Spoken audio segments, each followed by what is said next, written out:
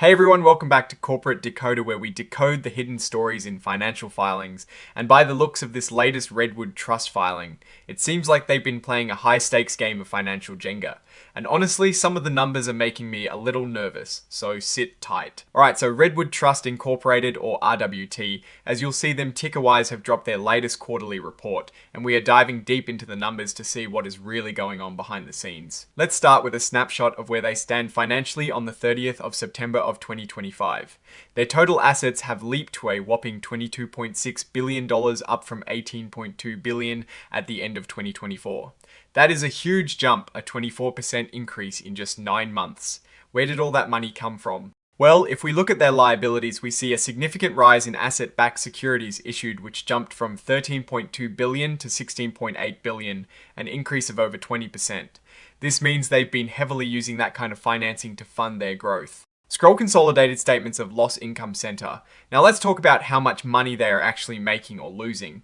For the third quarter of 2025, they reported a net loss of $7.7 million. That is a big change from the second quarter, where they actually had a gain of $14.8 million. This quarter was not kind compared to the previous one. But looking at the big picture for the first 9 months of the year combined, they've lost $90 million compared to making $60 million during the same period last year. That is a massive swing, a 150% drop in their year-to-date performance. Wow. Scroll Net Interest Income Center, digging into the profit and loss statement, we see their net interest income, which is basically the difference between what they earn on their loans and investments and what they pay on their borrowings. It is down compared to last year. For the 9-month period, it dropped from $75 million to $56.7 million. This could be due to higher interest expenses or lower interest income from their investments. They're paying more to borrow or earning less on what they lend out. Scroll Mortgage Banking Activities, Neti Center, on the flip side, their mortgage banking activities have seen some serious growth. For the 9 months of 2025, they brought in $114 million from this area, up from $73 million last year. That is a nearly 56% boost. This is really driving their business forward. It seems like they're making more money from originating and selling loans. Scroll Investment Fair Value Changes. Center, however, the story gets a bit tougher when we look at their investments. For the 9 months of 2025, they reported a net loss of $96.8 million from changes in the value of their investments. Last year, during the same period, they actually had a gain of $10.7 million. This is a huge swing, a $107 million negative change. It looks like their investments are not performing as well as they did last year. Scroll segment contribution from Sequoia Mortgage Banking Center. Let's break down how each part of their business is doing. Their Sequoia Mortgage Banking segment is a real star. For the 9 months of 2025, it brought in a segment contribution of $82.2 million, up from $39.6 million last year. That is more than doubling its contribution, a 108% increase. Clearly, this is a huge growth area for them. Scroll segment contribution from Legacy Investment Center. Now, on the other end of the spectrum, we have Legacy Investments. This segment, which they started reporting separately in the second quarter of 2025, has been a drain. For the 9 months of 2025, it contributed a loss of $128 million. Last year, during the same period, it actually made a profit of $13.4 million. That is a massive deterioration, a drop of over $141 million. They are actively trying to wind down this part of their business because it is losing so much money. Scroll Total Redwood Investments segment Economic Assets Center. Looking at Redwood Investments on an economic basis, their assets have actually decreased slightly from $2.24 billion at the end of June to $2.22 billion. Now, this might be a good thing as they are strategically shifting focus. It indicates they are possibly selling off less strategic assets. Scroll Residential Consumer Loans Center. Let's dive into the loans themselves. Their residential consumer loans have ballooned from $11 billion at the end of 2024 to $16.7 billion by September 2025. That is a 50% increase in just 9 months, showing a massive expansion in this core area of their business. Scroll Fair Value of Financial Instruments Center. Now, a critical part of their business is how they value things, and a lot of it relies on level 3 inputs. That means they are using unobservable data to figure out the value of a lot of their assets and liabilities. This is where the real estimations and risks lie. For example, their residential consumer loans are valued at $16.7 billion, and get this, the entire amount is based on level 3 inputs. That is a huge reliance on internal estimates and models. Scroll total assets center when you look at the total assets measured at fair value on a recurring basis. Their level 3 assets are overwhelming at $21.6 billion, while level 1 and level 2 combined are a mere $63 million. This is a significant concentration in assets whose values are not readily observable in active markets and could be subject to considerable fluctuation. Scroll asset-backed securities issued twice into. Remember how we saw a big jump in asset-backed securities issued? Well, that is how they are funding a lot of their growth in the Redwood investments segment, for example.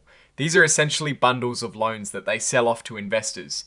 The sheer volume of these securities issued is eye-watering $16.8 billion by September 2025. Scroll liquidity needs for our mortgage banking activities C-Center, and how are they financing all these loans? They have residential consumer loan warehouse facilities with $3.37 billion in capacity, and they are using almost all of it. They also have residential investor loan warehouse facilities with $2.18 billion in capacity.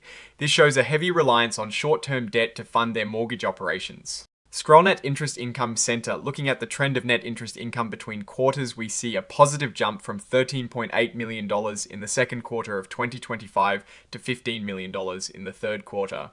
That is a good sign for their core lending operations. Scroll Sequoia Mortgage Banking Earnings Summary Center. The Sequoia Mortgage Banking segment really stood out this quarter. The segment contribution jumped $12 million quarter over quarter to $34.3 million. This segment is clearly the engine driving growth. They locked a record $5.1 billion in prime jumbo loans this quarter, and their Aspire platform, showing immense growth, contributed another $1.2 billion in locks. This is a huge win for Redwood.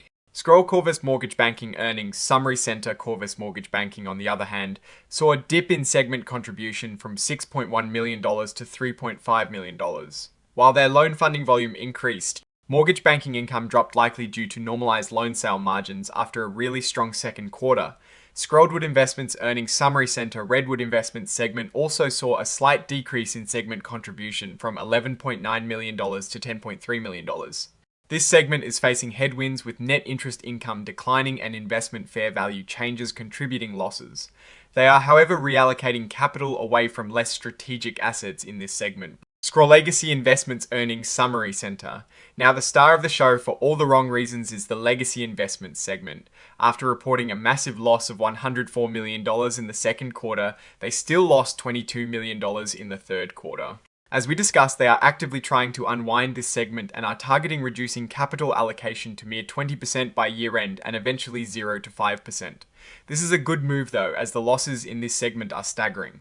Scroll Total Debt Obligations C-Center. Let's talk debt. At the 30th of September 2025, Redwood Trust has over $4.3 billion in debt obligations, not including their asset-backed securities issued.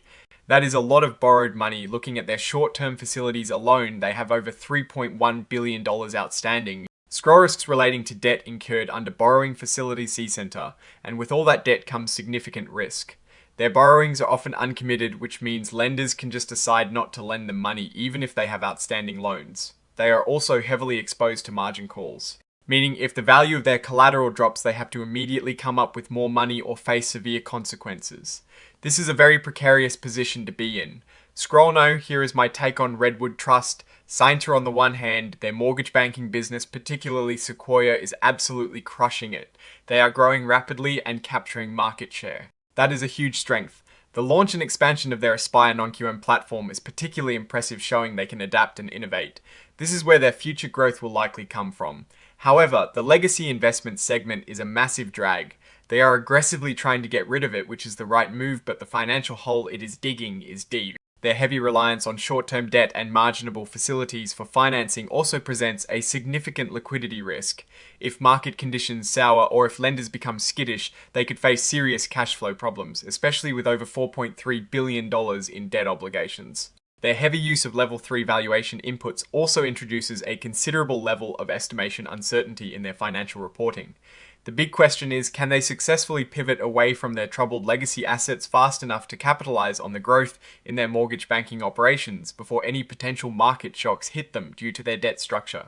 It is a race against time and market forces. Their strategy of reducing legacy exposure is smart, but execution is key. So that is our deep dive into Redwood Trust's latest filing. What is your take on these numbers and what they signal for the company's future? Do you think they can pull off this strategic shift? Drop your thoughts in the comments below.